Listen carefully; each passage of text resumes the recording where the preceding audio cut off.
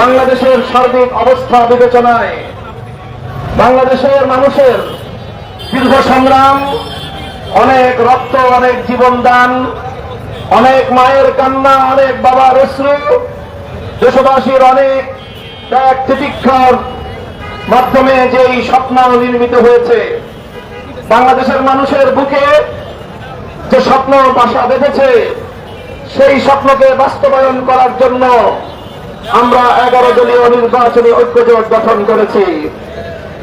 আমাদের 11 দলীয় নির্বাচনী ঐক্যজোট গঠন করার উদ্দেশ্য কোন একক ব্যক্তি, কোন দল, কোন জোট অথবা কোন গোষ্ঠীর স্বার্থ উদ্ধার করা নয়, কোন ব্যক্তির মতাদর্শ বাস্তবায়ন করা নয়।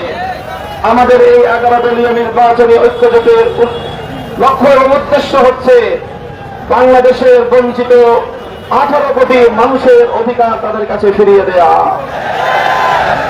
তাই আজ ঢাকার অত্যন্ত গুরুত্বপূর্ণ এই সংসদীয় আসন, যেই সংসদীয় আসনে মূলত বাংলাদেশের জাতীয় সংসদ ভবন অবস্থিত, এই মোহাম্মদপুর যেটি একদিকে বাংলাদেশের একটি ঐতিহ্যবাহী জনবসতি, যেখানে ঐতিহ্যবাহী, শিক্ষিত, মার্জিত, ভদ্র এবং রুচিশীল মানুষদের বসবাস, সেই মোহাম্মদপুরে আবার নতুন মোহাম্মদপুর আদাবর বিশাল অঞ্চলে নতুন এলাকা গড়ে উঠেছে, যেখানে নতুন অনেক মানুষ মোহাম্মদপুর আদাবরে এসে জনবসতি গড়েছেন। এই বিপুল জনবহুল এলাকা, যেখানে 4,08,000 ভোটার যারা তাদের ভোটাধিকার প্রয়োগ করবেন, এমন একটি গুরুত্বপূর্ণ এলাকায় 11 দলীয় নির্বাচনী ঐক্যজোটের পক্ষে বাংলাদেশ খেলাফত মজলিসের প্রতীক রিকশা মার্কা নিয়ে আমি এই এলাকার গণমানুষের কাছে নিজেকে উপস্থাপন করেছি। এই এলাকার মানুষের নেতা হওয়ার জন্য নয়, বরং এই এলাকার মানুষের 40 বছর ধরে তাদের আমার উপর যেই অবদান, আমার উপর তাদের যেই উপকার রয়েছে, তাদের সেই অবদান, তাদের সেই ইহসান এবং তাদের সেই উপকারের কিঞ্চিত পরিমাণ যদি কোনো আমি উপকার করতে পারি, হক আদায় করতে পারি, সেই তাদের হক আদায় করার প্রতিজ্ঞা নিয়ে আজ আমি জাতীয় সংসদ নির্বাচনে প্রার্থী হয়েছি। আমি মোহাম্মদপুরের আদাবরের মাটি এবং মানুষের আবেগ এবং উচ্ছ্বাসের কথা বুঝতে পারি। এই মোহাম্মদপুরের মানুষ, তারা বড় বড় রাজনৈতিক দলগুলোর পক্ষ থেকে বরাবরের মতোই উপেক্ষার শিকার হয়েছে, বঞ্চনার শিকার হয়েছে। এত বড় একটি অঞ্চল, যেখানে প্রচুর যোগ্য মানুষের বসবাস, প্রতিটি রাজনৈতিক দলেই মোহাম্মদপুর এবং আদাবরের স্থানীয় নেতৃবৃন্দ তারা রাজপথে থেকে দলীয়, রাজনৈতিক এবং এই এলাকাবাসীর কাঁধে কাঁধ মিলিয়ে তারা কাজ করেছেন।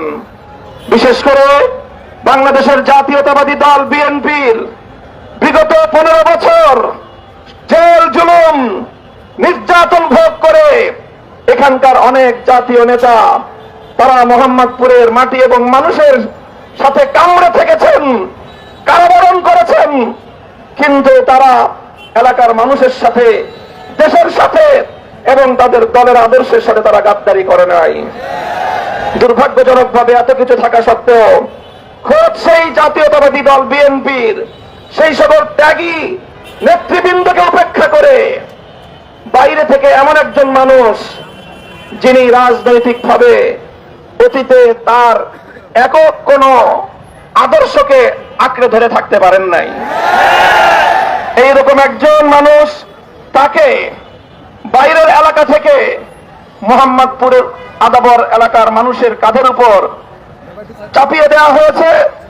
এই এলাকার গণমানুষের কোনো মতামত নেওয়া হয় নাই, এমনকি এলাকার বিএনপির নেতাকর্মীদের কাছ থেকেও মতামত নেওয়া হয় নাই। বিএনপির অনেক নেতৃবৃন্দের সাথে আমরা বছরের পর বছর কারাগারে একসঙ্গে থেকেছি, হাসি কান্না দুঃখে আমরা একসঙ্গে থেকেছি, আন্দোলন সংগ্রামে রাজপথে একসঙ্গে কাজ করেছি।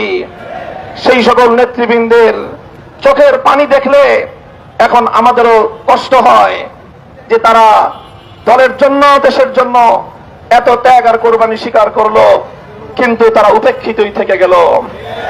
এই সব কিছু মিলিয়ে আজ মোহাম্মদপুরের মাটি এবং মানুষ তাদের 40 বছরের লালিত এক সন্তান মামুনুল হককে এই এলাকার সত্যিকার জনপ্রতিনিধি হিসেবে নির্বাচিত করার জন্য ঐক্যবদ্ধ হয়েছে।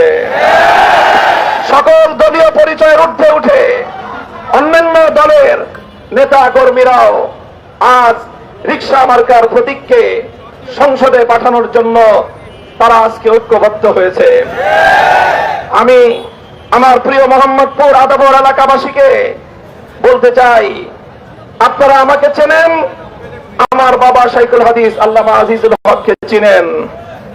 আমার বাবা আমার জন্য এমন কোন বিপুল সম্পদের পাহাড় গড়ে যান নাই। বাংলার মানুষ এবং বাংলার মানুষের কল্যাণের জন্য, আল্লাহর দ্বীনের সেবা করার জন্য তিনি ব্যয় করেছেন। তিনি পবিত্র সহিহ বুখারী শরীফের সর্বপ্রথম বাংলা ভাষ্যকার। তিনি এই শুধু বাংলাদেশ নয়, বিশ্ববরেণ্য একজন হাদিস বিশারদ। তাই তিনি আমার জন্য উন্নত শিক্ষা রেখে গিয়েছেন, তেমন সম্পদ রেখে যান নাই। আমি আমার সেই বাবার কাছ থেকে প্রাপ্ত মহান আদর্শের শিক্ষায় আমি আমার প্রতিদ্বন্দ্বী সকল প্রার্থীকে সম্মান করি, তাদের প্রতি আমি শ্রদ্ধা বজায় রাখি, তাদের কাউকে আমি তুই তুকারি করে তুচ্ছ-তাচ্ছিল্য করি না। আমি তাদের কাউকে এমন কোন অপবাদ দেই না যে অপবাদের সাথে সে জড়িত নয়। আমি কাউকে কথা বলি নাই যে সে শুধুমাত্র বাউলদেরকে পিটায়, আর কিছু করে না। আপনারা দেখেছেন কিভাবে একজন ব্যক্তি গুলশান থেকে এসে মোহাম্মদপুরে সে বলেছে মোহাম্মদপুরের তৌহিদি জনতা নাকি বাউলদেরকে পেটানো ছাড়া আর কোনো কাজ জানে না। দুঃখ লাগে, মোহাম্মদপুরের মাটি এবং মানুষের সংগ্রামী ইতিহাস তার জানা নেই। 5ই জুলাই বিপ্লবে এই মোহাম্মদপুর অন্যতম একটি হট স্পট ছিল। এখানে আমরা আমাদের ছাত্র জনতার সাথে কাঁধে কাঁধ মিলিয়ে এখানকার কৃষক, শ্রমিক, মজদুর তারা যেই লড়াই চালিয়েছে, বুকের রক্ত